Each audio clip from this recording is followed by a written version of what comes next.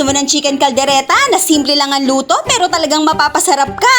Tara, babad mo sa toyo yung chicken. Set aside. Handa mo yung gulay at maraming kamatis. I-half cook mo yung carrots. After 2 minutes, yung patatas. After 1 minute, yung bell pepper naman. Then set aside. Gisa mo na yung bawang, sibuyas at labuyo. Laglag mo na yung kamatis. Lagyan mo ng konting tubig. Hayaan mong kumatas hanggang maging ganito. Lagay mo na rin yung chicken na sinala mo. Budbura mo ng asin, paminta at asukal. Tapos haluin. Kung nakukulangan ka pa sa kulay, lagyan mo ng atsuete at toyo. Gusto mo yung amoy pa lang magugutom na pati kapitbahay mo. E di lagyan mo ng patis at yung sikat na liver spread na pati lolo't lola mo paborito. Tapos hayaan mong kumulo. Pag malapit ng maluto, sama mo na yung mga gulay. O hindi pa tapos, konting hintay pa, pakukuluin pa hanggang mabawasan ng konti yung sarsa. Pero tikman mo na kung pasado na yung lasa. Pag kulang, dagdagan mo pa. At ito na ang chicken caldereta ni Nanay.